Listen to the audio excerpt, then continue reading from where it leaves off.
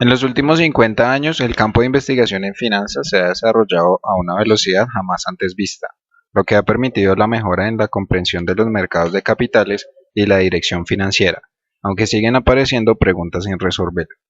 Ahora bien, para discutir sobre las tradiciones de investigación en finanzas, se debe llegar a un equilibrio entre los estudios actuales y los pasados, pues parte del trabajo reciente se basa en investigaciones hechas hace algún tiempo.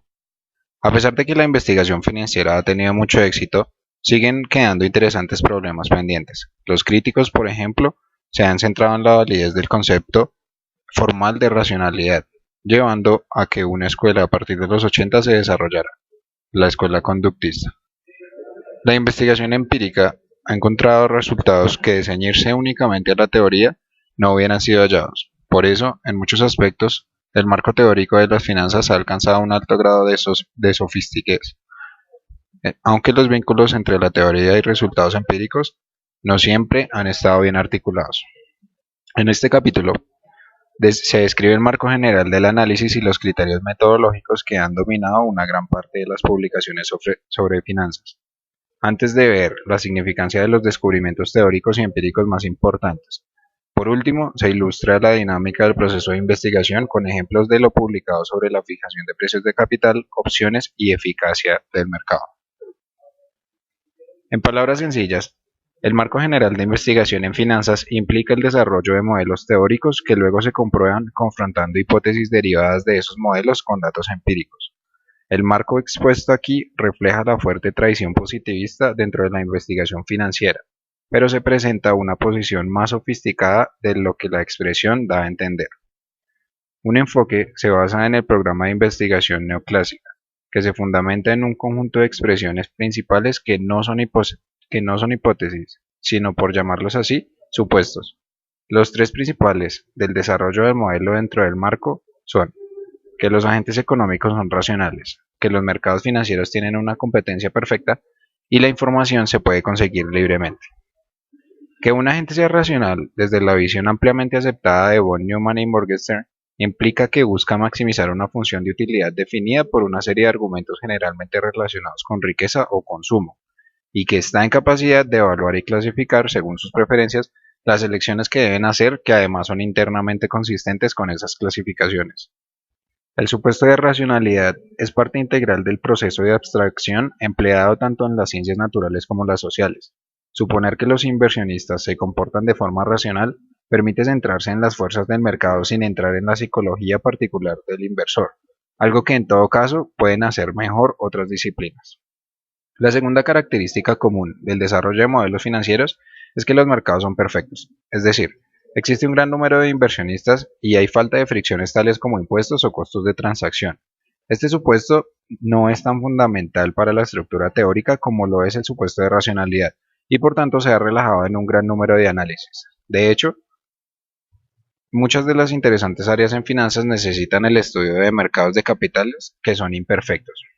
Por último, una considerable cantidad del desarrollo teórico en finanzas se ha conseguido mediante la abstracción de problemas de información, asumiendo que los precios reflejan la información completamente. Aunque se han alcanzado grandes desarrollos en los modelos para los procesos informativos de estos mercados, una serie de análisis teóricos siguen invocando el supuesto de información incompleta. No obstante, el proceso de abstracción de información implica hacer suposiciones en general. Cuanto mayor es el supuesto, más fuertes las conclusiones. Recuerde que un modelo económico y financiero es mucho mejor en cuanto tengan supuestos y conclusiones más débiles, y no al contrario. Por tanto, desde una perspectiva de falsaciones, es más fácil rechazar esta teoría mediante pruebas empíricas. Hitos en el desarrollo de las finanzas. Las finanzas han tenido una mayor evolución en los últimos 50 años, teniendo un mayor desarrollo en dos áreas, las finanzas corporativas y los mercados de valores. Aunque el mayor desarrollo ha sido en el mercado de valores y su enfoque ha sido la optimización de la elección de los portafolios con mayor rentabilidad o menor riesgo, así como la medición a través de la información de los precios. El antecedente más antiguo que se tiene es la selección de portafolio de Markowitz, en el cual se introdujo el término de la maximización de las utilidades y el concepto del riesgo, en un modelo de selección de portafolios de activos óptimos. Luego a este modelo se le agregan otras variables dando lugar al CAPM, Capital Asset Pricing Model. Más adelante en el tiempo, los enfoques se orientaron a analizar la eficiencia de los mercados y a la construcción de los precios de los activos, entre los cuales se destaca el de Fama, que establece que la eficacia del mercado está dada por la eficiencia en que los precios reflejan la información de los mercados, si es mínima, parcial o totalmente disponible. Al introducir la matemática financiera y estadística avanzada rigurosas, se crean modelos de fijación de precios de las opciones, siendo el más representativo el de Black-Scholes. Antes de este modelo, la fijación de precios en condiciones de incertidumbre era imposible. A partir de este modelo se crean otros para establecer los precios de mercados futuros de forward e intereses. Por el lado corporativo, el primer modelo y uno de los más importantes es el de Modigliani y Miller, que busca establecer el óptimo de la estructura de capital de la empresa para su financiación en condiciones homogéneas, así como de no arbitraje. Y luego realizaron esto mismo, pero con arbitraje como el efecto de los impuestos y el valor de la deuda.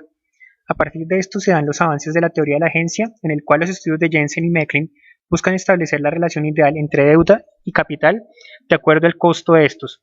A partir de esta investigación, los enfoques en el área empresarial se han desarrollado más que todo en esta parte, siendo Ross que le agregó incentivos a las finanzas y Bhattacharya que estudió la estructura del capital agregando las políticas de dividendo.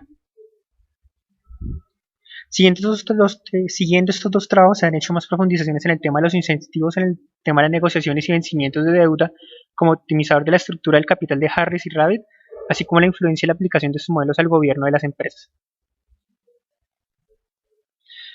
El estudio de las finanzas sobre todo está enmarcado en tres contextos, que son la fijación de los precios de bienes de capital, la fijación de los precios de las opciones y la eficiencia de los mercados de capitales. Fijación de los precios de bienes de capital. Los principales estudios de fijación de precios comienzan con la teoría de la selección de portafolio de Markovich, el cual introdujo el término de la maximización de las utilidades y el concepto del riesgo, medidos en términos de desviación estándar y la covarianza de los coeficientes de correlación de los diferentes activos y con esto obtener una selección de activos óptimos. Luego de este modelo se le suma el concepto de riesgo no diversificable medido por una tasa libre de riesgo y su asignación dentro del portafolio del inversionista, dando lugar al CAPM. Esto se logra adicionando a todo modelo el concepto de beta de las acciones, que es establecer las varianzas y covarianzas de los diferentes activos y con eso obtener una mejor diversificación de riesgo, asimismo un portafolio más óptimo. Por esta razón, una amplia profundización a través de los modelos matemáticos más avanzados es la reducción de los sesgos de los betas de los activos, así como buscar medir los activos agregándole variables endógenas como el efecto de los impuestos, los costos de transacción, la inclusión del capital humano en la medición, entre otros. En cuanto a la fijación del precio de las opciones desde la década de los 70, se han realizado grandes avances. El modelo de valoración de opciones de Black y Scholes es quizás el más conocido y por ende importante en la valoración de este tipo de derivados.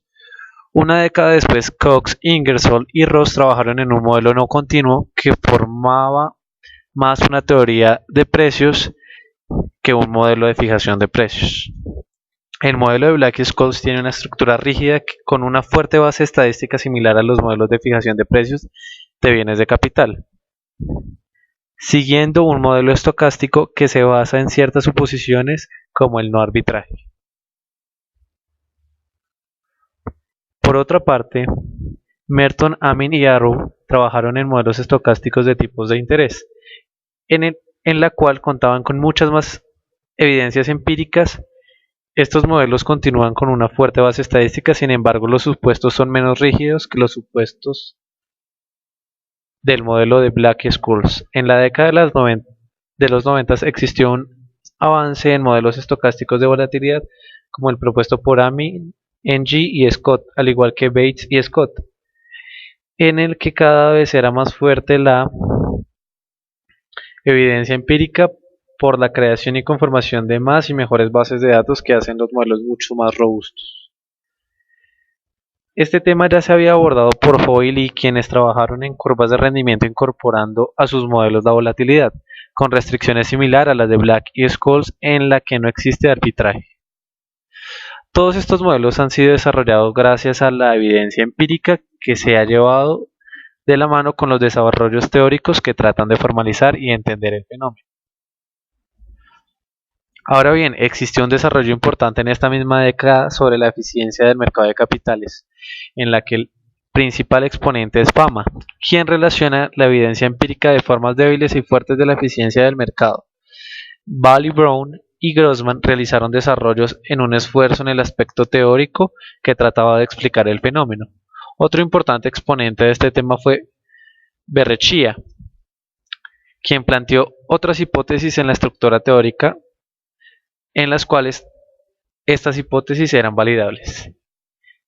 Asimismo, dieron más luces sobre la información y el precio, lo que permitió un análisis de la eficiencia semifuerte realizado por Boole.